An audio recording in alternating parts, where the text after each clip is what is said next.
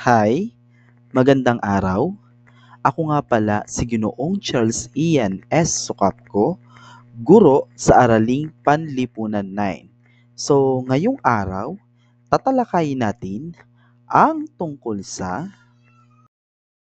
tatalakayin natin ang ugnayan ng pamilihan at ng pamahalaan. Ang pamahalaan ay isang mahalagang institusyon sa ating bansa. Alinsunod sa itinadhana ng Artikulo 2, Section 4 ng 1987 Constitution ng Pilipinas, pangunahing tungkulin ng pamahalaan na paglingkuran at pangalagaan ang sambayanan. Pamahalaan, sila yung pumoprotekta sa kapakanan ng mga mamamayan.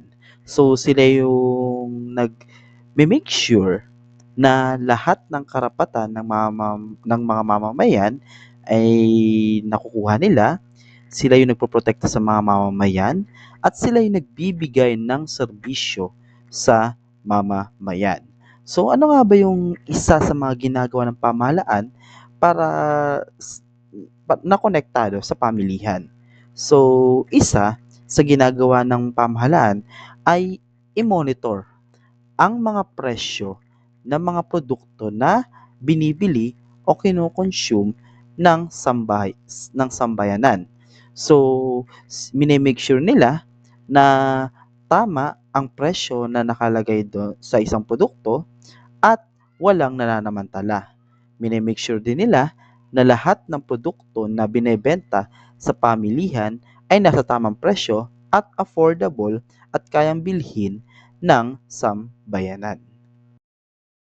Sa aklat ni Nicholas Gregory Mankiw na Principles of Economics, ipinaliwanag niya ang Principle 7 na government can sometimes improve market outcomes. Ayon sa kanya, bagamat ang pamilihan ay isang organisadong sistemang pang-ekonomiya, may mga pagkakataong nahaharap ito sa pagkabigo o market failure. Ang halimbawa ng mga ito ay ang paglaganap ng externalities gaya ng polusyon at pagkakaroon ng monopolyo na nagdudulot ng pagkawala ng kompetisyon. So, ang isa sa mga um, na kinakaharap ng isang pamilihan ay yung tinatawag natin na monopolyo. So, ano nga ba yung monopolyo? So, ito, yung isa lang yung nagbebenta ng isang produkto sa merkado. So, kumbaga, dito, walang choice ang mga mamamayan kundi i-purchase ito kasi isa lang ang nag-produce ng produkto. So, halimbawa na lang ng monopolyo ay ang Meralco. So, kahit gaano pa kalaki ang kuryente o kamahal ang kuryente, magko-consume pa rin tayo at bibilin pa rin natin ang babayaran pa rin natin ang serbisyo ng Meralco. Kaugnay nito, ang hindi nakakaiwas ang Pilipinas at iba pang bansa na mapasailalim ang pamilihan sa panghihimasok ng pamahalaan. Maliban sa pagtatakda ng buwis at pagbibigay ng subsidy, nagtatalaga ang pamahalaan ng presyo ng mga produkto at serbisyo upang mapatatag ang presyo sa pamilihan.